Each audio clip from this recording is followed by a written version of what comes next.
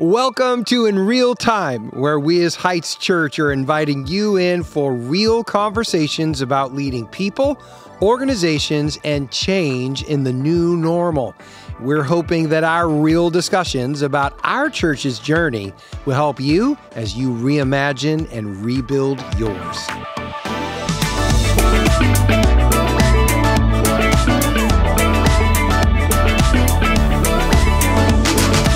Hello, Craig here, and welcome to In Real Time, where we're having real conversations about leading people, organization, and change. And, well, I'm joined by two co-hosts with me today, so why don't you guys introduce yourselves today? Yeah, my name is Tim. I am an associate pastor here, and I oversee different ministries, teaching pastor, online church campus as well. All right. So, yeah. Very nice, very nice. And I'm Justin. I'm the life groups pastor, young adults pastor, and like you said, other things as well. Yes, absolutely. And Many we hats. are in our new studio. Let's go. This Oh, thing is yeah. cool. And before Yeah. you think we're too Luscious cool, table. this new Beautiful studio table. is AKA Ryan's office. No, it's but not. It's the studio. It is It's the studio. super cool. Super cool. Actually, it is really cool. Ryan has a cool office.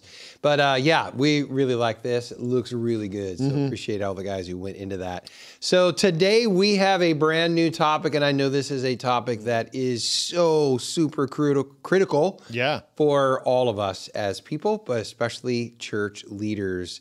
Definitely. What is our topic today? We're going to be talking about capacity. And what capacity is, it's the amount that something can contain. Oh yeah, the So, maximum The maximum amount. Like, what is the limit of something? Yeah, absolutely. So that is really good. I'm thinking back a couple of years ago where my wife, she actually said to me during the pandemic, which I'm sure a lot of spouses said this to their spouses. We said it to each other because I said it to her too. She's like, I really feel bad for you. She goes, I think about all the pressure and the difficulties and the challenges and what's going on. I feel horrible for you. And I said, you know what? I feel bad for me. And I started milking it. I was milking it. I'm like, man, this is terrible. And for a couple of days, I was really just whining. And I was just being whiny. And I remember I heard the Spirit of the Lord just say, Craig, you need to stop this. He said, I built you for more. And he was just reminding me that, you know what? Your capacity is more. That doesn't mean like I'm like super capacity man. That's not what I mean. I just mean, you know what?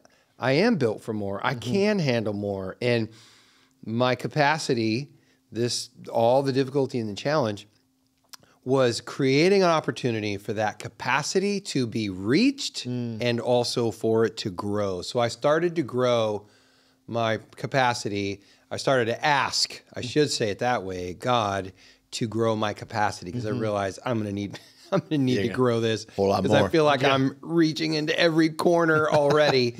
In order to maximize my capacity. So when we talk about this, there's a number of really quick ideas around it. So why don't you give me a quick summary here of growing capacity? You make better use of your space, your time. Your schedule is one.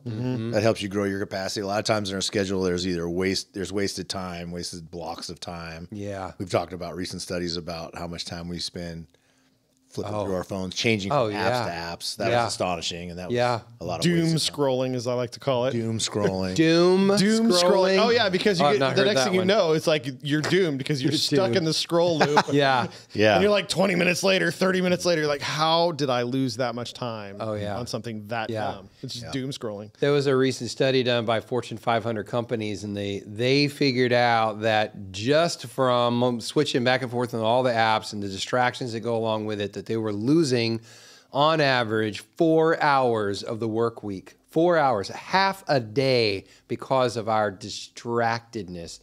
That is not maximizing our schedule. No. So we need to take control of it. We can, and everybody is able to do that. Absolutely. Yeah, there's Just something you discipline. can take back. Just about discipline. Yeah, so there's that. I think that's really important. I think we need to decide to grow, Yeah. Yes. right? Yeah, decide decision. to grow. And I heard John Maxwell speak to this years ago. He said, he said the real growth happens after you're done with college, after you're done with seminary, after you get your master's degree.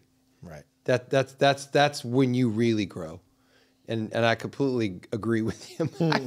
I have my degrees as well, but truthfully, the things that I have been most helpful to me weren't a part of that degree program. That's probably not true for your degree program, Justin. I know you use yours all the time. All the time. Many of them I find are not all that practical, actually. Yeah. But you have to decide to grow. You have to really start diving into resources and for that. Right. What else? A couple other things we got. Oh, well, when you decide to grow, you have to, you make effort to learn more, right? Just through what we call experience, because you're experiencing more, you're learning more, and all these things. And so that's good. Yeah, and that's a decision, because you could just float around. You could. But a lot of people do. A lot of people do. And Take the day as it comes. They do, and they miss out on what God wants to do and growing their capacity. And as Christian leaders, we ask God to grow our capacity. Yeah, 100%. Yeah, absolutely. And I don't want to make light of that, because there's an entire passage of Scripture found in 1 Chronicles 4, 9, and 10 in the Old Testament. Some people have actually laughed at this prayer. Right. Like I've heard people like, "Oh, that's the prayer of Jabez. Come on, that's ridiculous." Like, it's not. He's the one crazy nut job in his generation that said, "God, would you bless me and would you grow my capacity?" Yeah. That's what he actually asked God for. And it says, I got it right here, God granted him his request. Yeah. And I think the sad part is the rest of the generation didn't follow suit. This crazy nut job did. And here's what I want to say for those leaders who, when we're talking about capacity, let's be the crazy nut jobs who ask God. Yeah. Let's dare to have our capacity grown. And that's really what we're talking about, right? Because capacity is one of those topics that, honestly, if I was where I was 14 years ago, whenever I planted this church, then I would be absolutely overwhelmed. Yeah. Yeah. But the necessity of the experience of growing this church and the time frame and all this, which we're going to dig into now, required that my capacity grows. So, and I think a lot of times people don't recognize their capacity has grown. It's one of those things. It's always 2020. Like you look back and you go, "Wow, look at what we would just walked through," like with the whole COVID experience and stuff like that.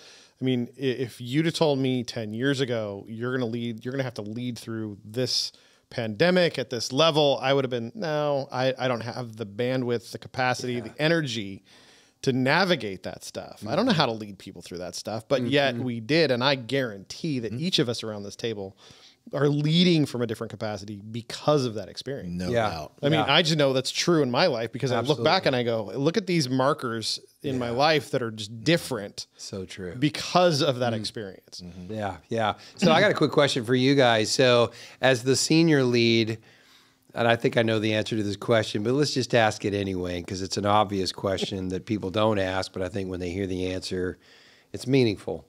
Do you need me to grow my capacity? 100%. That's almost a duh question. I know it is, Right. but how often do we really think about it? Why? Well, as a lead pastor, I need you to see things I don't see. And the truth is, too, I need you to help lead me as I lead others. So I look to you, because not only are you my boss, but you're also my pastor. Yeah. And so I follow you. And so I need you to grow spiritually, emotionally, in your capacity, all of that, so that you can help me do those things as well, so that I can in turn pass it on. Yeah, it's really good. That's the reality. Because what if, as a lead pastor, your vision didn't grow? Yeah. And we hit that pandemic, and you weren't willing to put the pedal to the metal and say, "Okay, Lord, you're going to stretch me. We're going to do this." Then the rest of us would have been either frustrated, we would have been lost, we wouldn't know where we're headed, what we're supposed to do. But with good, strong, clear leadership, and the fact that you are allowing God to work in you, and when you're built for this, you got it. Yeah. I don't know about you, Justin, but I felt like, well, if he's got it, we got it. We can do it. And we can do this. And we were able to just take step by step. That's good. So it has to happen. Yeah. Yeah, because you want people to follow you, then you have to be leading. But if you're not growing, you're not leading. Yeah. Yeah, and I just want senior leaders to hear that out there. Staffs want you to grow, and it's an important piece of the relationship, just like we want our staffs to grow. And I could say, I know everybody on our staff, you two, all of our pastors have grown Oh, no doubt. in capacity over the last few years. And we could say, oh, the pandemic, all, whatever, the hardships just of life in general. Like, yeah, but one of the things that it does do is present an opportunity to grow. Yeah. Not everybody does, which is a good segue into where we're going today. Now, often in our podcast, we really don't unpack scripture, even though, of course, the Bible is our source. But today we are going to unpack a parable, because this parable absolutely speaks to capacity, and there's some incredible things to learn from it. And we absolutely use this as we teach capacity, because we actually teach capacity here at our church and how we can grow. Yeah. So let's set up the parable. It is from Matthew 25, 14 through 30. It's the parable of the 3 servants, or the parable of the talents. This is when you have a king who is going to be leaving the country, and he leaves his money. It says he called together his servants, entrusted his money to them while he was gone. He gave one 5 bags of silver, 2 bags of silver to another, and 1 bag of silver to the last, and he divided it in proportion to their abilities. Now, this is really important because we're already learning something about capacity from the passage right here. Yeah. So what is this first thing that we learn as he leaves, as he's leaving? Well, that's us. I mean, that's us holding, the mantle of doing kingdom work now. I mean, we've been entrusted, all believers, not just pastors, but believers in general. We are to do the work of the ministry. Like, we are training people up to do the work of ministry. It's in our hands, and so that's us. And so we have this responsibility that has been given according to our abilities. Yeah. And which God knows full well, better than we know ourselves. That's good. That's good. Well, and there's expectations from the king, right? Do something with this. It wasn't just this, hey, go have some fun. Here's a bunch of money for you. Go blow it. Right. No, it was with the expectation. I want you to do something with this. I want you to earn dividends. I want you to grow this. So it was a set of expectations he had, and it required obedience from them to actually execute it. I mean, so that they had to step in and say, yes, I'm going to be faithful. In what you guys love, you call it the long slog, which just sounds depressing to me. Yeah, but I didn't make that up. Joe Collins is the one who refers to that. Yeah. Yeah, it's really good. I love this because it's about trust. Yeah. The king trusted his servants, and there is a trust. That's what we're doing. This isn't business. This isn't business as usual. This is the church. Yeah, amen. This is the church, and he does trust us with this incredible gift, this bride that is his. And so we take that very seriously. What I love about this too is you have a recognition for each of the servants that there is a finite set of abilities. There is a maximum for their capacity. If you have a box, there's only so much you can put in it. And you can't put any more because it will not hold. The volume of that box will not hold any more. Yeah. So all 3 of these had a capacity, and yet the same expectation was given to all 3. Didn't matter if you had 1, 2, or 5 talents. Same expectations, which was obedience. Yeah. Right. I love that. And so all of us, we have to know when we're thinking about capacity that the same expectation, whether you are in what you see as this highly successful place, your next steps are 10 steps away from where you want to be, the expectation there is the same expectation as where you think you're at. And so that's important, wherever you think you are in the journey of success or meeting the goal of what you have in front of you. Obedience is still what God calls. Yeah, trust is still what he has in you. And this expectation that he has is that it's going to be the same no matter what. So I love that. I love that. He also expected one other thing. What was that? That they all would be successful. Yeah. He expected they'd be successful because he knew they could be. Right. Because it was according to their abilities. Yeah. He would not have given any amount of money to someone he did not believe or expect could have the capacity to be successful. Yeah. Yeah. That's a good point. But we do feel like we're out of our depth at times, right? Absolutely. Yeah. Absolutely. Yeah. And when we get there, what do? We trust. Well, and we ask Yeah. God for help too. I mean, that's to go back to that. And then I ask others for help too. Hey, what do you see here? How can I do this? What, and we invite others into the process. Yeah. Hey, I'm learning this. What do I need to, what do you see that I don't see? How can we do this together? Yeah. So it's really good. And honestly, I think somebody pointed it out that sometimes we fail in the process, and that We do. That wasn't the expectation that they didn't fail. Right.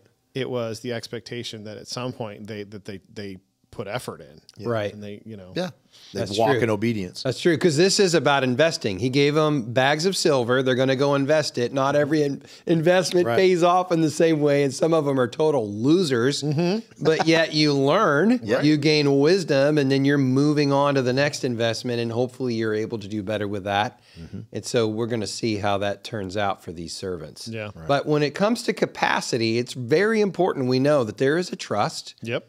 That the volume of our box today, that God knows what that volume is, and his expectation is not beyond the volume of that box. Right. Yeah. And we can rest in that. No, and it's we need to. Right. That's a good thing. Somebody needs to hear that. Yeah. Yep. We do. I would agree. And when we're frustrated about, I want more to be in my box, we just need to know that, well, what you need to focus on then is obedience. Yeah. Just be obedient. What are the responsibilities you have? Right. Do the best job you can with those. Yeah. And then the king's going to come back at some point. Hey, I think that might be the next part of the parable. Could be. So it says he left on his trip. The servant who received the 5 bags began to invest the money, and we know that he earns 5 more. The servant who was given 2 bags earned 2 more. And then the guy with 1 talent, what did he do? He dug a hole. He dug a hole. Ridiculous. Dug a hole. You know what, though? Sometimes we've done that, right? Oh, I've done that. 100%. I've dug a hole. Yeah. Yeah. I didn't Sweep do it the under right the thing rug, with what just was given to me. Hope nobody notices. Yeah. So we have these reactions. Oh, yeah. Yeah. But they went about their business. 2 of them were obedient. 1 of them was not. He just dug a hole. All right. So after a long time, the master returns, and he called them together to give an account of how they used their money. What is this? This is about capacity. Hey, I gave you enough to fill your box. How'd you do? How'd you do? Yeah. Yeah, I didn't give you more than you needed, more than you could handle, gave you exactly what you needed. You couldn't handle 5, so I gave you 1. What did you do? You couldn't handle 5, I gave you 2. Okay? So that's where they're at. And was this the end goal, or is this just part of a journey? Part of the journey. Yeah. It's part of the growing of the capacity, which you'll find out as we work through the passage. Yeah. Yeah, it's not the end all be all, Right. but it's where you need to be obedient. This is where that, was it the slog? Is that The long slog of obedience. slog. Yeah. But it pays off. Yeah. Because every day isn't going to feel like a victory. No. But it's staying in step with what God has called you to do. Yeah. And doing that to your capacity. Yeah. And not worrying about what's on his plate or your plate. Yeah. This is what God gave me. I'm not worried about the guy with the 5 bags or the 2 bags. I'm worried. I got to focus on the 1 bag he gave me. Yeah. And just work at it and work at it. Because it says he was gone for a while. Yeah. Yeah. The idea is a long time. Yeah. So Enough to double the investment. correct. That's not That doesn't easy happen to do. overnight. No. No, not that's a long period of time. Right. I'm judging by what's going on with my 401k. That's a very long time. Yeah. Yeah. I'm trying to regain ground right now. Oh man, no joke about that. Okay, so all right, so there was no expectation that they had arrived, but that he was definitely checking in. So here you got the guy who has 5 bags, and he comes to the master and he says, "You gave me 5 bags to invest. I've earned 5 more." The master was full of praise. Yeah. He said, "Well done, good and faithful servant. You've been faithful in handling this small amount. I'm going to give you more. Yeah. Yeah. I'm going to give you more responsibilities. Let's celebrate together." I think that means his capacity just grew. Yep. That's how it works. Yep. His capacity just grew. So let's talk about this long slog of obedience, because that's what this poor slob just did. Yeah, no doubt. The long slog Yes. of obedience, it earned him more capacity. Yeah. This is not sexy. This is not what people say, oh, I could throw this all over Instagram and whatever social media I love. No, the long slog is the daily obedience to do what I know I'm responsible to do, even though no one may be patting me on the back. It may not look real flashy, but it's what I know I need to do every single day. Well, and I think sometimes it may, I mean, we call it the long slog. Yeah. There are seasons when it doesn't feel like a slog. Yeah. It feels like a victory. It's fun. It's a blast. Yeah. Then there are other times where you're like, okay, this was a slog. Are you kidding me right now? Yeah. Dragging it. Like I had to drag my feet through the mud to get to this point. But I stayed faithful in the midst of it. That's right. And so it's just the simple, consistent daily faithfulness that's so beautiful about it. Yeah. There's great reward in that. Oh yeah. I mean, we talked about that, you know, this idea of it builds character. Yeah. Yep. You gain experience, valuable experience that otherwise you wouldn't get. That's right. You know, if everything was just handed to you, that's how you'd be like, oh, I don't have to work at it. Just hand it to me. There you go. Yeah. You're There's these great things like character, endurance, you know, you gain experience. Yeah.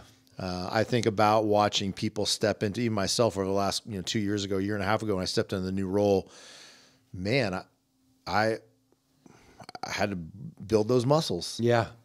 But as we just keep going, you build those muscles. I'm getting more experience. I'm being more effective. I'm able to handle more, do more. And that's the way it works. Yeah. Yeah. Because if you're not, you fold up your tent and go home. That's right. I guarantee you, everybody who went through a pandemic 3 years ago knows better what to do and what not to do. Yeah. Right? Because we experienced it. Yeah. We gained wisdom. Yes. Whether we failed or we succeeded, there are things that I know I'm looking at and going, yeah, I'm not doing that anymore. I will not do that again. Right. And there's others that I'm going to say, I'm do that totally doing that again. Yeah. That's wisdom. Yeah. That's the long slog of obedience. Yes, I right. agree, though. We call it the long slog. We're laughing about it. Oh, yeah. I love what I do, and I'd gladly do it for free. But somebody told me this years ago. But there are days that I need to get paid. Yes. And that's about 15% of my job. And on those days, I literally just say to Jen, my admin assistant, I'm getting paid today. I'm earning The it. rest of it, I'm doing it for free, but I'm getting earning paid it. today. Yeah. Yeah. Yeah. Well, So I that's think good. That's one good. of the questions you mentioned earlier too is that there's a possibility or there's a time when you can get too much too fast. Too much too soon. Too much too soon. Would you talk about that a little bit? Because you had some thoughts about that I really think this is important for our listeners. Yeah, I think this is really important. And I really want to speak to these younger leaders, but really it's for any leader. Okay.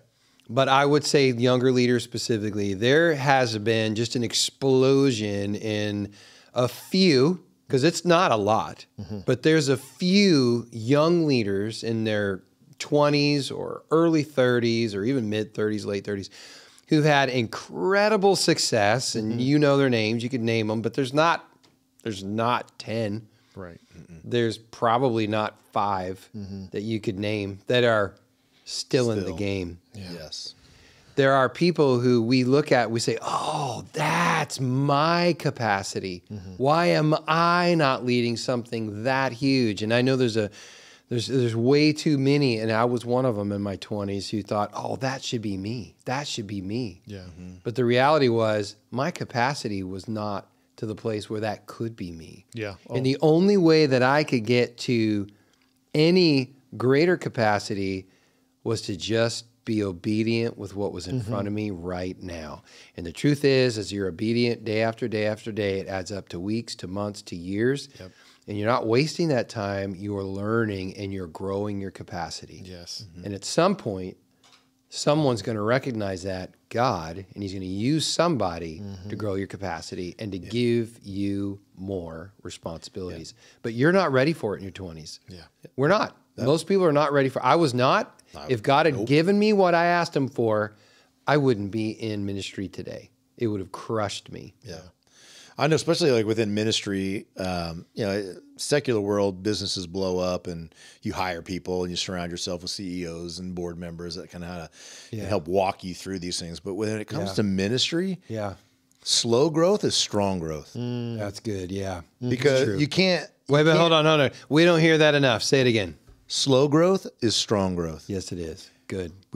we feel like you and I, we've all felt early on in ministry. You know, I wanted when I was young youth pastor. You know, I should be that guy. I should be the next Doug Fields or whatever. I wanted to be that. Yeah. But looking back, there's no way. There's no way that I would have succeeded and would have fallen on my face. I didn't have the capacity. I had the ego. Yeah. I didn't have the capacity. Yeah. Yeah. That's good. That's good. We need to be reminded it was when David was anointed king, how many years before he actually took the throne? It was 14 years. Nobody wants to remember that. No, that was a long 14 years. And guess what? That was God's plan. Yeah. God's plan was that he grow his capacity for 14 years. What was he learning? He was learning how to trust God through such difficult, risky times that when he did take the kingdom, he didn't become Saul. That's right. His capacity had grown. That's right. Because Saul was a man who had the Spirit of God in him as well when he took the throne, but it crushed him. David would have been crushed early on as well, but not 13 years later, not 14 years later. So it's very important. Yeah. Capacities grow over time if we will allow that to happen. So I love that. All right. So then there's this guy who had 2 bags. He made he earned 2 bags as well, and he got the same reward. Right. And he said, "Hey, well done. I want to give you more responsibilities. This is so great." But then there's the guy who dug the hole. What happened to him? What did he do? What happened to him? He buried it. Buried it. He buried it, and then he was scared. He had excuses. Yeah. And he got rebuked. Yeah. I mean, he did. He got rebuked. He got the right hand of fellowship. Yeah. He got the right hand of fellowship. He got the right hand of fellowship. Yeah. Yeah. No, that was not good. And he had all kinds of excuses for why that he didn't perform. But he had a volume in his box. Right. And we know that volume was that he was capable of it because that's why the master gave it to him. And Jesus is saying, hey, this parable, this guy should have been able to double it to one from 1 to 2, but he didn't. He just dug a hole. Yeah. Fear was his lid. Yeah. Okay, you gotta explain that. What do you Well, mean by that? I think all of us understand it, right? Fear is a lid. It'll stop because you when we have fear, we just say no. We pull back. We hesitate. We don't step in. We step back. We're afraid of what people are going to say. We're afraid of failure. But failure is a part of the process of growing our capacity because we now know that won't fit. Right. Or, hey, this actually will fit. Here's how it works. Or I can grow. God can use me in this way.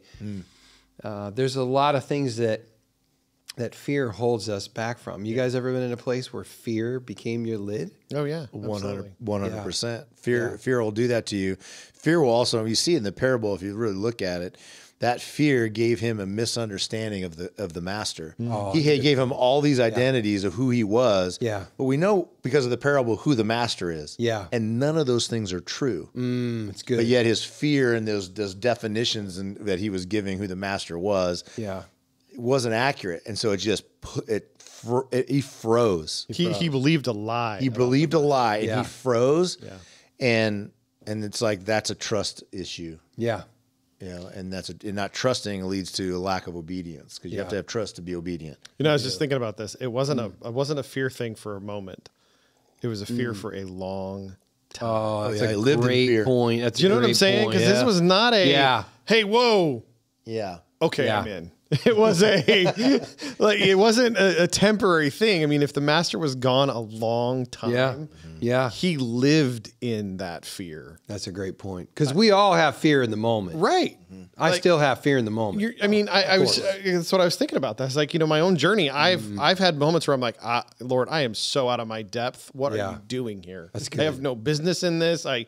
Then it's no. Just step in, trust him, trust the calling, trust the process, trust the growth that you've done, and just lean in. And that's just it's just different than what this gentleman did. I mean, he just let it fester in his soul. And the sad truth is there are a lot of people out there that live like this. They do. They believe lies about God. They believe lies about themselves and how he's going to treat them. And they let those things stop them in growing any of their capacity. Yeah. Because fear doesn't just become the lid. It becomes the box they live in. Oh, that's really good. You know what I mean? And as you're talking about this, the thing that comes to my mind is he absolutely feels justified in his fear and in doing nothing. He feels justified. You're a hard man. And I understand that justification. Yeah. And so much so that he's willing to go before this king that he has so much fear of and actually say these things. To his face. Yeah. After the other two, when you really think about it, isn't it? did what they did. Yeah. Yeah. He feels justified. Well, he missed out on a blessing. A lot. Right. Because the master gave him according to his ability. Right. And so there was all the confidence in the world that he could and should and would do these things. And he missed out on this blessing. When when fear is our lid, we miss out on what the blessing that God has for us. And then you kind of play that out. Yeah. What blessings are we robbing others? Yeah. When we don't step into our calling and we live in fear, somebody's missing out on a blessing through what God wants to do through my life or my ministry. Yeah. And so it's just a big disservice to the kingdom of God. It really was. Yeah. And guess what? God still wanted this done. yes. So he takes it from this guy and he gives it to someone else because God still wants this done. He says, well, I'm going to find someone who will allow their capacity to grow. Now, we're not trying to beat people up, but what we are trying to do is help them understand that God wants to grow your capacity. Yeah. But we need to start with what we already have. You've got a box and it is a certain size. I don't know what it is. It's probably bigger than mine. And God says, I want you to maximize every corner of that box. Yeah. And so we know from the parable, we know what it is.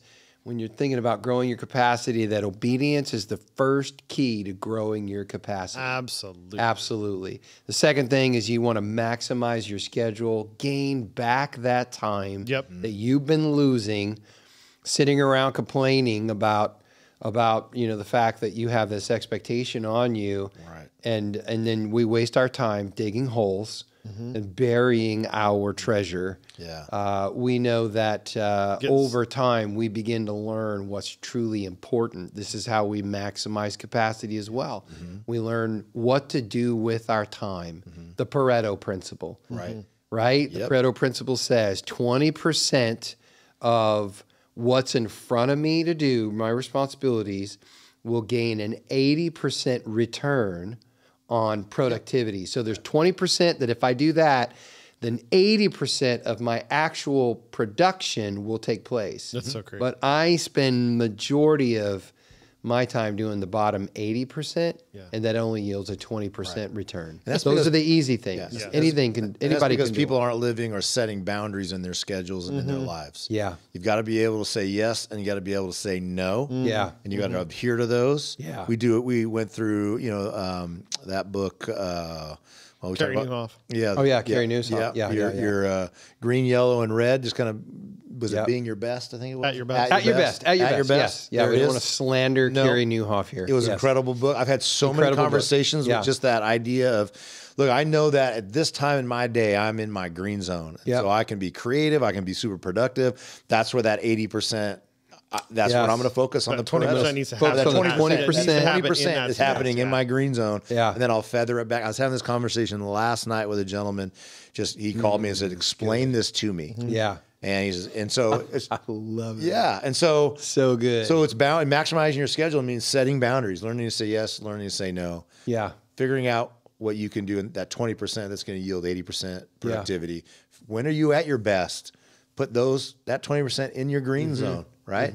Absolutely. And then obviously we end up, don't let fear be your lid. Yeah. That's right. Don't let fear be your lid. So if you are whatever part of the journey as a leader, you want to grow your capacity. We know it's going to be about obedience. We know it's about recognizing I have a certain volume and therefore I don't have to do more than that. I'm going to do this and I'm going to be faithful in it. And at some point in time, God's going to come along and recognize my capacity's grown. Yep. And he'll add more as I have been obedient. And I'm going to stay at this day in and day out and just be faithful. Yeah. And I want to maximize everything that's in front of me. But at some point, God is going to want to be the one who gives us more. Yeah. I love it. Well, guys, thanks for having a real conversation with me about this. And we know that this sets up for us another 4 areas of where we're going to grow our capacity. Those 4 areas are really critical. We're going to talk about them, and they work together. And for us as leaders, we need to grow in all 4 of these areas our capacity. That's right. So we've talked about growing our capacity in general terms today, but the next couple of podcasts, we're going to be digging into each one of these areas to talk about them more. And we know that the next one, we're going to be talking about growing our capacity for vision. And that's all I'm going to say for now. But next time, we're going to be digging into that. We're going to be having a real conversation about growing our capacity of vision. So thanks for being with us today in real time when we're talking about, well, in real time, leading organizations, people, and change. Don't forget to hit the like and the subscribe. You gotta get that in there. I gotta add that in there. Like and subscribe. Please do that, and the bell notification so you don't miss one episode. Nice. Thanks, guys. We'll see you next time.